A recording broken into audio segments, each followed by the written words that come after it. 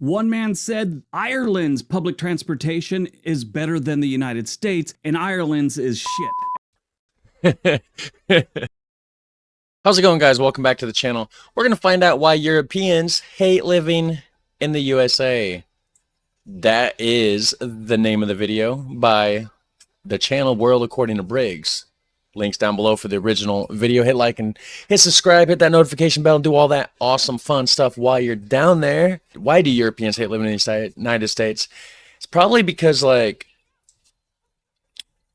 it's not Europe, first of all, so everything's different. Like, you know, they're not walkable cities. The public transportation is either non-existent, or if it does exist in whatever location, it's just complete trash, you know? So everything is different, you know. Food, you know, the quality of food's drastically different. All sorts of stuff, all sorts. But anyways, we're gonna find out together what the video thinks, or whatever. So let's check it out. Since the 1700s, Europeans have been coming to the Americas en masse. That's starting to slow down. Why, you ask? Well, in this video, we're gonna find out. I ran a survey asking foreigners to the US, would they want to live in the United States? If they said no, there was a follow-up question of why. I listed 50 different things that are most commonly talked about as negatives to the United States. And before you do, stop typing. Every country, every state, every small town, every village, every neighborhood has some negatives. Nothing's perfect. So Right. This video is based on their responses. Now, about the survey, I had a few answers from Africa and not many from Asia. Europe and South America gave the only decent amount of replies. Europe gave about 2,700 replies, and South America gave a little over 2,100 replies. I got about 400 from I feel like South Africa. Did you say South Africa or South America? replies. I got about 400 from Central America. South America gave a only decent amount of replies. Europe gave about 2,700 replies, and South America gave a little over 2,100 replies. South America. I thought for some reason I was thinking South Africa, which South Africa, I feel like has a very European kind of vibe. I mean, of course, I'm not from there. I don't know. I know it's founded by like the Dutch or the British or something. It has a lot of influence from both. So. I got about 400 from Central America. So today we're looking at the European results to find out why Europeans won't move to the United States. Got it? Get it? Good. Let's take a look. Got it. You get it? Good. Number 10, racial tensions. Yeah, we've always had racial tensions, and really every country on the planet has racial tensions. The difference is we have ours on blast in the media every single day. Each political faction in the United States blaming the other faction for it. But the US has a complex history of racial tensions and inequality, perceived differently by Europeans who may not fully understand the social dynamics and historical context that we have here in the United States. Now, this can contribute to their concerns about discrimination and social cohesion. Side note, cohesion is one of my favorite words. One man named Gerald from Suffolk, which is in England, said he lived in Virginia for 2 years for a job. His wife is a very dark-skinned Indian, and he said she was treated very poorly. Actually, his exact phrase was, like a poor chimney sweep. Not totally sure what that is. Racial tensions got 111 votes. Yeah, public transport. Yep, I knew this was going to be on there. Number 9, access to public transportation. Now, it's no secret that Europe has a much better public transportation system than here in the US. We've made great strides over the last couple decades, but we still lag far behind Europe, and this seems to bother them quite a bit. They aren't as obsessed with driving and owning a car as we are here in the United States. The United States is a car culture. They do make some amazing automobiles in Europe, they're just not on board with it as much as we are. But European cities often have well-developed public transportation system, making car ownership optional for many residents, where we basically rely on it. There are a few cities in the United States where they have decent public transportation, and you could pretty much live there without owning a car. New York City's a perfect example. Portland is pretty good in that respect. Same thing with Chicago. Seattle has a solid public transportation system. One man said Ireland's public transportation is better than the United States, and Ireland's is shit. That's funny. Access to public transportation got 112 votes. Excuse me. The IRS. Okay, yeah. Number 8. Nobody likes the tax man. The IRS. Yeah, believe it or not, the IRS was a big complaint by foreigners, and they had a lot to say about it. This one, I think, got the most comments out of all of them. Obviously, Really? it didn't get the most votes. Here it is at number 8 instead of number 1, but the comments were definitely against the IRS and our tax system. A lot of the countries said that they don't have to file taxes. It's taken out of their checks automatically, and there's no, tax day in their country. But forgot about that part. No tax day. Because, all the other governments have their shit together and they just take care of it for you. And basically, from what I understand, they send you a letter that's like to double check, like, hey, is this correct? If so, just yes or no, pretty much. And then that's as simple as that. And a lot of countries don't even have to go that far. So I could be wrong, but yeah. Let me know if I am, of course. Clarify it up for me, right? Hit like while you're down there. a lot of them mentioned how much paperwork there was, and it was mind-blowing. One person said, and I kind of looked it up, and I found some facts about it, or just some things to support it, but it said the IRS is so much of a pain that American citizens are often denied banking facilities in Asia. Now, don't hold me to that. That's just what one person said. I saw a couple things online about it. I don't know much about that one, but I thought that was strange. If anyone has more information on it, let me know in the comment section below. I mean, everyone in the United States hates the IRS, but now Europeans are hating it too. One man said, I haven't been to the US in 15 years. When I think about the 3 times I had to fill out tax forms, he called it the Americas, he said I get pissed. Taxes in the IRS got 127 votes.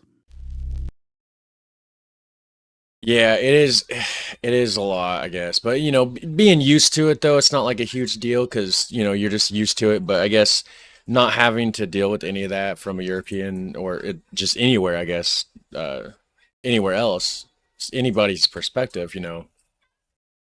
And then coming over here, you know, it is a whole thing.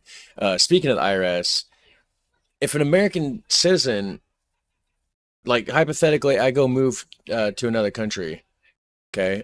I would have to pay taxes in that other country, of course, but I guess I would also have to pay taxes to America as though I still live here, even though I don't. And I guess no other country really does that. Pretty crazy. Sounds like a scam to me. Oh, yeah, work-life balance. Yeah. Number 7, work-life balance. I also put free time on there because a lot of people don't understand it as work-life balance in other countries. They call it their free time or their vacation time, different things like that. Anyway, many European countries prioritize work-life balance with shorter work hours, generous vacation time, and strong labor protections. On board with that. In contrast, the United States is known for longer work hours, fewer vacation days, and a culture that often prioritizes work over personal time. And that's true to a degree. I mean, all of us know that we have a pretty crappy work-life balance here in the United States. Now, there are other countries, especially in Asia, that are far worse than us here in the US. But they're comparing Europe to the United States, not Asia. So that's where a lot of these responses came from. One man said, my wife made us come back to Switzerland because she said she started to forget what I look like. One lady, I'm assuming she was a lady, but she said, 1 week I saw the Uber Eats guy more than my boyfriend. So we came back to London. Work-life balance or free time got 130 votes. Yeah, that's the whole thing here. Like literally, if you want a good career or a good job, you have to devote your life to them, and you don't have a choice. That's why I was just like, I'm not going to do it no more. I just basically refused to do that. And I was just, you know, like, I'm going to force YouTube to work because I'm not going to just give up my entire life just to have a job somewhere. It's just, it's not okay with me. Number 6. Healthcare system. I knew this would be there. It's pretty bad that used car lots have a better reputation than the healthcare system here in the United States. Everybody knows if you go to a hospital or you have a doctor's appointment, you're going to get ripped off. At a used car lot, 50-50 chance you're getting ripped off. One man said while living in Miami, he was playing a soccer game or football, he said, and he blew out his knee. He could walk, but it needed to be operated on. And he said it was far cheaper to fly back to the UK, rent an Airbnb Airbnb, get surgery, recover for 3 days in an Airbnb, and fly back to the U.S. On a personal note, not in the survey, but I knew a girl that she was a San Diego sheriff. I went to school with her. She's retired now, but her father was older. He was actually a Los Angeles County sheriff. His medication as he got older was so expensive, she actually sold their house down there and she quit her job and moved up to Washington so she could go across the border into Canada and get his medication for a tenth the price. I had a long conversation with her about it. It was sad. Wow. This was a handful of years back when it was next to impossible to have your medication sent from Canada to here in the United States. That's just, and you hear about stories like that all the time. It's just crazy. It shouldn't be like this. It's like a dystopian future or something. Like, it's just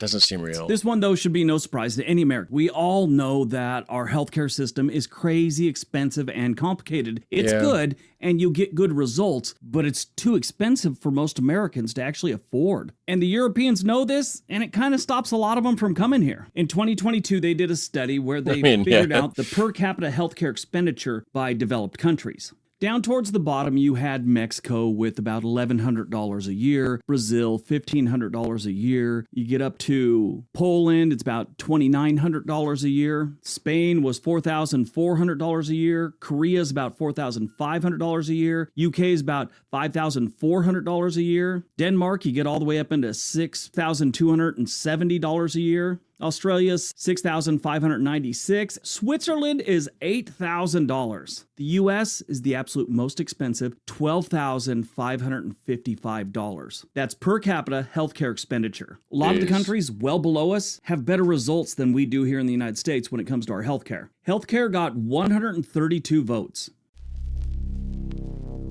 I believe it, yeah. Education costs. Yeah. I forgot about that. Yeah, that is another thing that's certainly drastically different is just the access to education in general. It's like they want to keep people in America dumb so that they can control us.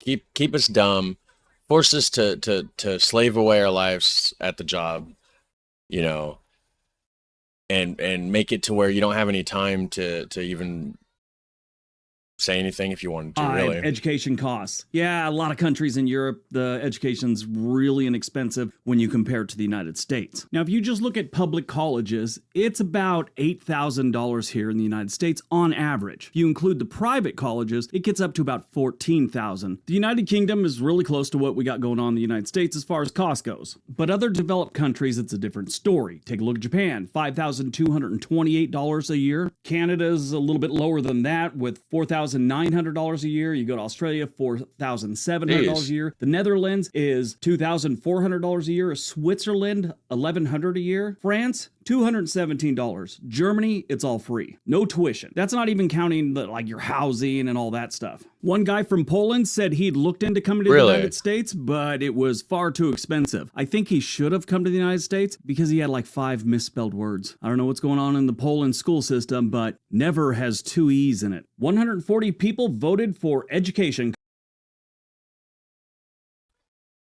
You know, the dude is speaking English as his second language, guy.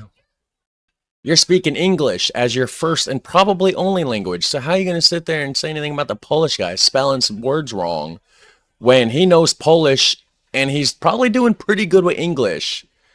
Like, it's impressive alone that they're speaking a second language, but then almost spelling most of the words correctly and just misspelling a few words. I would love to be able to speak a second language and have my worst problem be like I just misspelled a few of the words there. You know what I mean? So, but okay. Political climate. Okay, yeah. That is another thing. You know, here in the United States, you almost can't go in public or you just share your political beliefs unless you're 100% sure you know what theirs are. Even if it's a good friend, because it's like, oh, you're in your head, you're like unsure. Is this guy for this policy, that policy, this person, that person? Do they like this or that, whatever? You're afraid to say something because nowadays it's like, I don't know why, but everybody gets so butthurt about it, it seems, and they want to start a war or a fight with somebody because you just disagree with them, and it's absolutely insane. I think everybody should have their own beliefs, disbeliefs, and whatever, and somebody doesn't believe the same thing as you, get over it. I mean, political climate. pretty Yes, much. it's not just a nightmare here in the United States. Our political climate is known throughout the world as a total mess right now. We have Americans at each other's throats over politics, which should not be a thing. Each side of the political spectrum, the politicians are convincing their people that the other side is trying to destroy the country. We've always had a little friction between the parties when it comes to politics here in the United States, but nothing like what's going on to this day. It's actually ridiculous. I don't care what political party you're from. Watch the news and you'll notice, like, let's say the same congressman, you know, a handful of congressmen will get on media outlet, whether it's a podcast, whether it's a radio show, whether it's a cable news channel, or make a YouTube video. They have like the phrase of the week and they use it and they say it over and over and over till you start saying it. And it's both parties. Both parties will do this. And it creates friction because basically they're telling you what to think. It's called brainwashing. It's called propaganda. Saying it at the same time, control. You start to take it as fact, and it's just something they do. They get together and they come up with the phrase of the week. And like I said, both parties do it. No one's immune. Watch, next time there's some kind of issue with the other party, whichever, you know, one you follow, and all of a sudden the other party has an issue, you'll see the politicians from whatever side you're on say the same thing over and over and over for about a week or two. But the perceived political polarization and instability in the US, especially in recent years, may make Europeans wary of moving to a country with a political tension as high as we have here in the United States. The parties are so different from each other now, policies can fluctuate dramatically with the change of an administration. That scares a lot of people, especially if you're not from here and you realize it's just all a bunch of talk for the most part. Political climate got 144 votes. You know, and another thing with that, because it changes hands every 4 years, sometimes 8, right, if they do a double term, you know, you start making progress in one direction. It's like, finally, you start making progress. And it takes whatever president at the time, sometimes 2, 3, 4 years to get there. So it's like they're just making that progress, right? And then it switches hands. And the little bit of progress that they just started to get is just completely demolished, took down, redone to fit the new president's agenda. And everything starts over again. So instead of just like maintaining like a you know, exponential growth of like, you know, improvements and like whatever, it's like you go up, down, up, down, up, down, up, down, and you never get nowhere. That's why Europe passed us by in infrastructure, public transportation, healthcare, education, et cetera, et cetera, et cetera. And we're just over here like just brainwashed thinking that, you know, like, oh, this is the greatest nation in the world. And we're just redoing everything for every 4 years because every president hates the guy that came before them and wants to undo every single thing that they've done and just, oh, but I got to undo that and redo it, but do it my way. And it makes no progress at all. It's just a bunch of grown people acting like school children, actually. Immigration policies. Yes, this one's that one's a touchy subject as well. Just like the politics thing. You don't know how people stand on this migration or immigration situation. The immigration policies. Now, this one's going to seem a little strange, especially what we hear on the news these days about people just flooding in across the southern border and all that stuff. But this is more to do with the process of people trying to get in here legally. Yeah, I was going to say, there's a difference between doing it the right way and just jumping the border. You know, it's like, come ask me if you can come to my house and hang out, perhaps stay the night, right?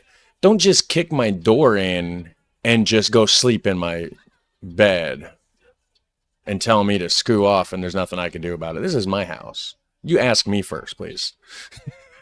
If you did, I'd probably be cool with it. Who knows? I don't know. Depends on the person, probably. Changes but, you know. in immigration policies, such as restrictions on visa programs and pathways to citizenships, may create uncertainty and make it more difficult for Europeans to navigate the immigration process. Just do it the right way. That's it. Just ask fill out the paperwork. That's what I got to do. I want to move to Europe one day. I can't just go there. I mean, I probably could, but I'd be taking a massive risk. And it's like, why would I just do it the right way? The amount of paperwork that's involved in this is insane. Now, it's pretty much that way for a lot of countries. I mean, no one's just got, fill out your name and your address and you're a citizen. There's always some hoops to go through in every country, but the United States, it's a little hard to navigate. Right. I heard Canada's really hard to navigate too, but that'll keep a lot of people away, especially what we got going on in this country right now. There's going to be policy changes left and right.